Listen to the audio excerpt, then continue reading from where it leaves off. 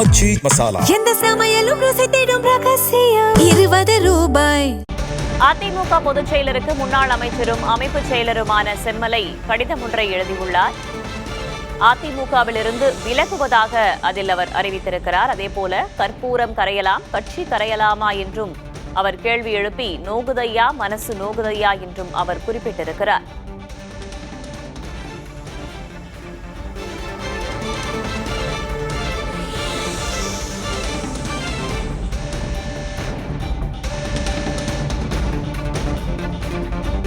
செம்மலையின் அரசியல் பின்னணி என்று பார்த்தோமேயானால் 1980ஆம் ஆண்டு சுயேட்சையாக போட்டியிட்டு வெற்றி பெற்றார் செம்மலை.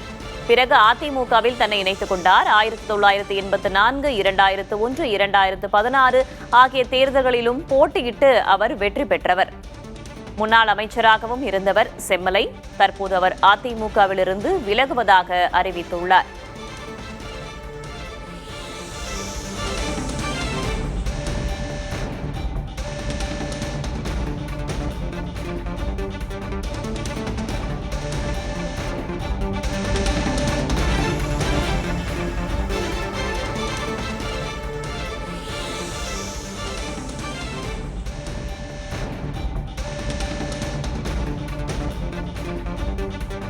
இரண்டாயிரத்து 2009ஆம் ஆண்டு மக்களவைத் தேர்தலில் சேலம் தொகுதியிலிருந்து போட்டியிட்டு வெற்றி பெற்றிருந்தார் செம்மலை. 2001, 2004 ஜெயலலிதா அமைச்சரவையில் சுகாதாரம் கல்வித்துறை அமைச்சராகவும் செம்மலை இருந்திருக்கிறார்.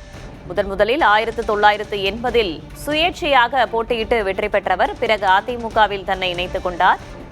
பல்வேறு தேர்தல்களிலும் போட்டியிட்டு அவர் வென்றிருக்கிறார். இந்த சூழலில் அதிமுகவிலிருந்து விலகுவதாக அறிவித்திருக்கிறார் செம்மலை.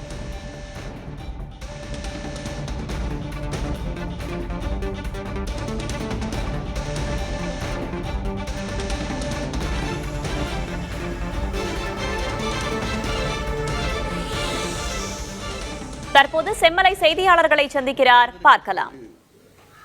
அனைத்து இந்திய அண்ணா திராவிட முன்னேற்ற கழகத்தில் அடுத்தடுத்து நடக்கும் பல நிகழ்வுகள் எனக்கு மனவேதனையை உண்டாக்கியது. நடந்த சம்பவங்கள், நடக்கும் சம்பவங்கள், அதாவது எதுவுமே திருப்தி அளிப்பதாக இல்லை. மாறாக கவலை அளிப்பதாகத்தான் இருக்கிறது. பொன்மனச்செம்மல் புரட்சி தலைவர் எம்ஜிஆர் அவர்களும் புரட்சி தலைவி அம்மா அவர்களும் இந்த இயக்கத்தை எப்படி உருவாக்கினார்கள், எப்படி காத்தார்கள், எப்படி வளர்த்தார்கள் என்பதெல்லாம் இந்த நாடே அறியும். பொன்மனச்செம்மல் புரட்சி தலைவர் எம்ஜிஆர் அவர்கள் உருவாக்கிய இந்த இயக்கம் புரட்சி தலைவர் அம்மா அவர்களால் காப்பாற்றப்பட்ட இந்த இயக்கம் இன்றைக்கு பலகீனமாகிவிட்டதே என்ற அந்த கவலை என்னை போன்றவர்களுக்கு மட்டுமல்ல, லட்சோப லட்ச தொண்டர்களுக்கும் இருப்பதை நான் உணர்கிறேன். அதாவது கட்சி பலகீனப்பட்டுக் கொண்டே போகிறது. அதை பலப்படுத்த வேண்டும் என்ற எண்ணம் கட்சியிலே இன்றைக்கு இருக்கிற தலைவர்களுக்கு, முக்கிய நிர்வாகிகளுக்கு இருக்க வேண்டும். ஆனால் இந்த இயக்கத்தில் ஒரு பிரச்சனை என்னவென்று சொன்னால், தலைவர்கள் மூத்த நிர்வாகிகள் இடையே இருக்கிற அந்த ஈகோ கட்சியினுடைய வளர்ச்சியை, அதாவது ஸ்பீடு பிரேக்கர் மாதிரி தடுத்து வருகிறது என்பதை நான் உணராமல் இல்லை. கட்சி பலப்படுத்தப்பட வேண்டும், கட்சி வளர்க்கப்பட வேண்டும் என்ற அந்த எண்ணம் இருந்தால் ஒழிய இந்த கட்சியை அரசியலை காப்பாற்றுவது மிகவும் கஷ்டமாக போய்விடும். புரட்சித் தலைவர் அம்மா அவர்கள் சொன்னதைப் போல எனக்கு பின்னாலும் 100 ஆண்டுகள் இந்த இயக்கமும் ஆட்சியும் இருக்கும் என்று சூளுரைத்ததை கழகத்தினுடைய முக்கிய தலைவர்கள், நிர்வாகிகள் உணர்ந்திருந்தால் இந்த நிலைமை அவர்கள் இந்த இயக்கத்திற்கு ஏற்பட்டிருக்காது. இந்த இயக்கத்தை பொறுத்தவரையிலே என்னுடைய அனுபவத்திலே நான் ஒரு குறையாக காண்பது என்னவென்று சொன்னால், அதாவது lack of collective decision, lack of healthy discussion. அதாவது தலைவர்கள் ஒன்றுபட்டு உட்கார்ந்து கலந்து பேசி ஒரு முடிவை எடுத்தால் இந்த கட்சியினுடைய வளர்ச்சிக்கு நன்றாக இருக்கும். ஆனால் அதை ஏன் செய்ய தவறிவிட்டார்கள் என்றுதான் என்னை போன்றவர்கள் எண்ணி வேதனைப்படுகிறார்கள். புரட்சித் தலைவர் எம்ஜிஆர் அவர்களும் புரட்சித் தலைவர் அம்மா அவர்களும் எப்படி இந்த இயக்கத்தை காப்பாற்றி வந்தார்கள் என்பதை அனைத்து இப்பொழுது இருக்கிற மேல்மட்ட தலைவர்கள் எண்ணி பார்க்க வேண்டும் என்று இப்பொழுதும் நான் கேட்டுக் கொள்கிறேன். என்னை பொறுத்தவரையில் எனக்கு பொன்மனச்செம்மல் புரட்சித் தலைவர் எம்ஜிஆர் அவர்களும் புரட்சித் தலைவர் அம்மா அவர்களும் எனக்கு பல்வேறு வாய்ப்புகளை தந்து அழகு பார்த்தார்கள். 22 என்றில் இந்த இயக்கம் தொடங்கிய காலத்திலிருந்து நான் புரட்சித் தலைவர் எம்ஜிஆர் அவர்களோடு பயணித்தேன். அவருடைய மறைவுக்கு பிறகு புரட்சித் தலைவர் அம்மா அவர்களோடு பயணித்தேன். எனவே இந்த இயக்கத்திலே இன்றைக்கு நான் வேதனையோடு கனத்த இதயத்தோடு பொறுப்பிலிருந்தும் கட்சியிலிருந்து விலகுகிற முடிவை எடுத்திருக்கிறேன் என்று சொன்னால், நான் முதலிலே அந்த 2 மாபெரும் ஆளுமைமிக்க தலைவர்களின் ஆன்மாக்களுக்கு என்னுடைய வருத்தத்தை தெரிவித்து அந்த ஆன்மாக்களிடம் என்னுடைய மன்னிப்பை நான் கேட்டுக்கொள்ள கடமைப்பட்டவனாக இருக்கிறேன். எனவே இனியும் என்னுடைய விலகலுக்கு பிறகாவது இந்த இயக்கத்தை கட்டிக்காக்க வேண்டும். காரணம், இந்த இயக்கம் நிச்சயமாக தமிழக அரசியலிலே நிலையாக இருக்க வேண்டும். அதுதான் தமிழ்நாட்டிற்கு நல்லது. இந்த இயக்கம் இருந்தால்தான் தமிழ்நாட்டு மக்களுக்கு பாதுகாப்பு. தமிழ்நாட்டினுடைய வளர்ச்சிக்கும் எதிர்க்கட்சியாக இருந்தாலும் ஆளுங்கட்சியாக இருந்தாலும் அனைத்து இந்திய அண்ணா திராவிட முன்னேற்ற கழகத்தினுடைய பங்கு மிக மிக முக்கியம் என்பதை மக்கள் அறிந்திருக்கிறார்கள். எனவே அந்த வகையில் எனது இந்த விலகலுக்கு பிறகாவது கட்சியிலே இருக்கிற முக்கிய பொறுப்பிலே இருக்கிற பொதுச் செயலாளர் அவர்கள், மற்ற தலைமை கழக நிர்வாகிகள், தலைமை கழக செயலாளர்கள், மூத்த நிர்வாகிகள் எல்லாம் இனிமேலாவது தங்களுக்கு இருக்கிற அந்த ஈகோவை மறந்து தாங்கள் செய்ய தவறிய அந்த குறைபாடுகளை எல்லாம் நீக்கி இந்த இயக்கத்தை காப்பாற்ற வேண்டும், வளர்க்க வேண்டும் என்றுதான் இந்த நிலையில் கூட நான் அவர்களுக்கு என்னுடைய அன்பான வேண்டுகோளை விடுக்க கடமைப்பட்டவனாக இருக்கிறேன். இது நடக்க வேண்டும், இது நல்லதாக இருக்கும், இது கட்சிக்கும் நல்லது, நாட்டுக்கும் நல்லது. மக்களும் மிக கவலையாக இருக்கிறார்கள். பொன்மனச்செம்மல் புரட்சித் தலைவர் எம்ஜிஆர் அவர்களால் மக்கள் இயக்கமாக துவக்கப்பட்ட இந்த கட்சி மக்களிடமிருந்து விலகுகிறதோ என்ற அந்த ஒரு அச்சம், ஐயப்பாடு மக்களிடம் இருக்கிறதையும் நான் உணர்கிறேன்.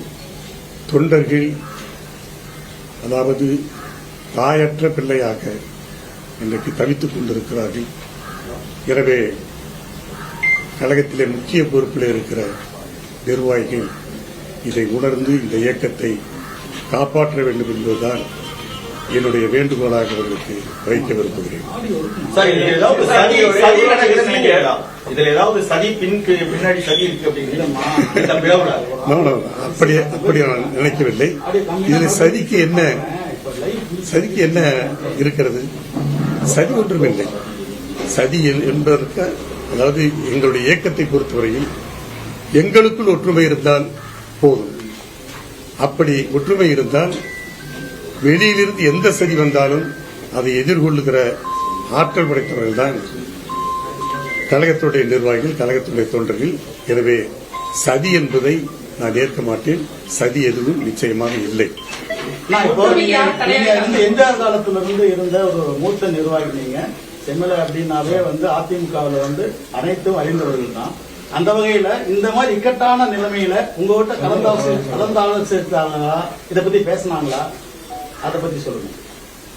எனது ஆலோசனை பெறுகிற அளவுக்கு நான் என்ன பெரிய ஆளா? அப்படி நான் நினைக்கவில்லை.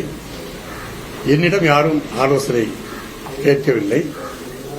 அப்படி ஆலோசனை சொல்லுகிற அளவுக்கு நான் ஒரு பெரியவனாக என்னை காட்டிக்கொள்ள விரும்பவில்லை. இந்த இயக்கம் நன்றாக இருக்க வேண்டும். இந்த இயக்கத்திலே பணியாற்றிக் கொண்டிருக்கிற மூத்த நிர்வாகிகள் கலந்து பேசி ஆலோசனை செய்து ஒரு நல்ல முடிவை எடுத்து இந்த இயக்கத்தை காப்பாற்ற வேண்டும். அதுதான் என்னுடைய விருப்பம். அதிமுக ஒருங்கிணைக்கணும் அப்படின்னு சொல்லிட்டு சசிகலா, பன்னீர்செல்வம் இப்படி பல பேர் கருத்துக்களை சொல்லிக்கிட்டு இருக்காங்க. ஒரு மூத்த நிர்வாகி உங்க கருத்து? இப்பொழுது நான் என்ன நினைக்கிறேன் என்று சொன்னால், போனது போக எஞ்சியுள்ளதாவது மிஞ்சுமா என்று எண்ணி இருக்கிற நேரத்தில் அதற்கும் பஞ்சம் ஏற்பட்டு விட்டது என்பதுதான் என்னுடைய வேதனை. எனவே இனியாவது இயக்கத்திலிருந்து யாரையும் நீக்குவதோ அல்லது மற்றவர்களை ஒதுக்குவதோ அந்த நடவடிக்கை எடுக்காமல் எல்லோரும் ஒற்றுமையாக இருந்து இந்த இயக்கத்தை, கழகத்தை காப்பாற்ற வேண்டும் என்பதுதான் என்னுடைய விருப்பம். சார், அப்பயே நீங்க ஓபிஎஸ், சசிகலா இவங்களை நீக்கினப்ப அவங்களை சேர்த்துறதுக்கு நீங்க குரல் கொடுக்கல. அதாவது கட்சி வளர்ச்சிக்கு, கட்சியினுடைய வளர்ச்சி மட்டுமல்ல, மக்கள் ஏற்றுக்கொள்ளுகிற வகையிலே கட்சிக்கு குந்தகமாக இருக்கிறவர்கள் யாராயிருந்தாலும் அது ஏற்றுக்கொள்ளக்கூடாது. அதனால் யாரையும் குறிப்பிட்டு சொல்லவில்லை. கட்சிக்கு குந்தக விளைவிக்கிறவர்கள் அல்லது கட்சியை தங்களுடைய கட்டுப்பாட்டிலே கொண்டு வந்து, அதாவது கிராமத்திலே சொல்வதை கூட நாட்டாண்மை செய்கிற அந்த மனநிலை இருக்கக்கூடாது என்பதால் தான் சில நேரங்களிலே தவிர்க்க முடியாத நிலையிலே சில பேரை கட்சியில் சேர்ப்பதற்கு அப்பொழுது நாங்கள் ஆர்வம் காட்டவில்லை. அந்த நிலைதான் எனக்கும் ஏற்பட்டது. எனவே கட்சியினுடைய நலன் கருதி அனைவரும் கட்சியினுடைய நலனை கருத வேண்டும், கட்சியினுடைய நலனை எண்ணி பார்க்க வேண்டும். காரணம், கட்சியால் தங்களுடைய நலனை முன்னிறுத்தக்கூடாது. கட்சியை வைத்து தங்களுடைய நலனை முன்னிறுத்தி கட்சியை பின்னுக்கு தள்ளிவிடக்கூடாது. அந்த வகையில்தான் சில பேர்களை சில நேரங்களிலே நாங்கள் தவிர்த்தோம்.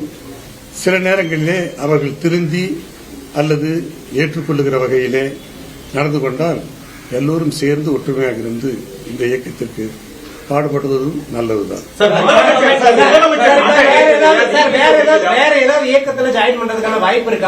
நோ, அது போன்ற எண்ணம் எனக்கு இல்லை.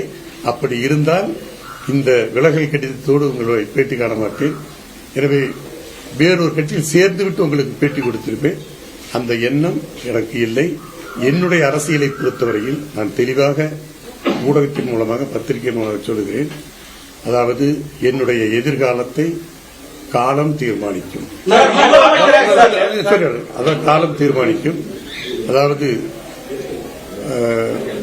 Future alone will decide my future. Future alone will decide my future. அதுதான் என்னுடைய கருத்து. வேறு கட்சியிலே சேர்கிற அந்த எண்ணம் எனக்கு இதுவரை ஏற்படவில்லை. எனவே அந்த பேச்சுக்கே இடமில்லை. சார், முதலமைச்சராக இருக்கக்கூடிய விஜய் கட்சி ஆரம்பிச்சதிலிருந்தே அதிமுகவை ஒரு பொருட்டாவே கருதல. இந்த நிலையில லீமா ரோஸ், மார்டின் குடும்பத்தை சேர்ந்த லீமா ரோஸ் அதிமுகவோட இணைச்சு இப்ப வந்து கட்சி பிளவுபட்டிருக்கு. இது ஏற்கனவே அதாவது ஆரம்பத்திலிருந்தே இந்த அதிமுகவை ஒழிக்க வேண்டும் என்ற நிலையில் தாவேகா நினைச்சிருக்காங்க. அதாவது தாவேகா தலைவர் திரு விஜய் அவர்கள் இந்த இயக்கத்தை ஒரு பொருட்டாக கருதவில்லை என்று சொன்னால், அந்த அளவுக்கு நம்முடைய இயக்கத்தை நாம் ஒரு அசைக்க முடியாத வலுவான இயக்கமாக நாம் காட்டிக்கொள்ள தவறிவிட்டோமா என்றுதான் எடுத்துக்கொள்ள வேண்டுமே தவிர, நம்மை புறக்கணித்தவர்களை அல்லது நம்மை ஏற்றுக்கொள்ளாதவர்களை குறையாக சொல்லக்கூடாது. நாம் அவர்கள் களத்திலே நம்மை அவர்கள் எதிர்கொள்ளுகிற அளவுக்கு நம்மை நாமே வளர்த்துக் கொள்வதுதான் நல்லதே தவிர, மற்றவர்கள் சொல்லுகிறார்கள் என்று நாம் குறைவிட்டுக் கொள்வதில் அர்த்தமில்லை. லீமா ரோஸை இணைச்சதுல உங்களுக்கு விருப்பம் இருக்கா? லீமா ரோஸ் இணைக்கப்பட்டு மார்டின் குடும்பத்தை சேர்ந்த அதாவது இது வந்து இந்த இயக்கம் வந்து ஒரு வளர்கிற இயக்கம், வளர்ந்து வருகிற இயக்கம். எனவே வரவு முக்கியம். எனவே யார் வேண்டுமானாலும் கட்சியிலே இணைக்கலாம், சேர்க்கப்படலாம். அது பொதுச் செயலருடைய முடிவு, கழகத்தினுடைய தலைமையுடைய முடிவு. ஆனால் அப்படி சேர்பவர்கள் இந்த கழகத்தினுடைய வளர்ச்சிக்காக பாடுபட வேண்டுமே தவிர கழகத்திற்கு விரோதமாக யாரும் நடக்கக்கூடாது என்பது என்னுடைய கருத்து. எனவே கட்சியிலே புதிதாக சேர்த்துக் கொள்வதிலே தவறில்லை. அப்படி சேர்த்துக் கொள்ளப்படுபவர்கள் இந்த இயக்கத்திற்கு உழைக்க வேண்டும், இந்த இயக்கத்தை வளர்க்க கூடியவர்களாக அவர்கள் இருக்க காரணம் ஒரு சிலர் வந்து கட்சி கட்டுப்பாட்டை மீறி தாவேக்காக்கு ஆதரவு தெரிவித்ததான் காரணம். அதிமுகவிலிருந்து விலகுவதாக முன்னாள் அமைச்சர் செம்மலை அறிவித்திருக்கிறார். அதற்கான காரணங்களை பட்டியலிட்டு அவர் பேசியிருக்கிறார். கற்பூரம் கரையலாம், கட்சி கரையலாமா என்ற கேள்வி எழுப்பி கடிதம் எழுதியிருந்த அவர் அதற்கான காரணத்தையும் வேறு கட்சியில் சேருவதற்கான எண்ணம் இல்லை என்பதையும் தெளிவுபடுத்தியுள்ளார். எந்த சமையலும் ருசி தேடும் ரகசியம் 20 ரூபாய்.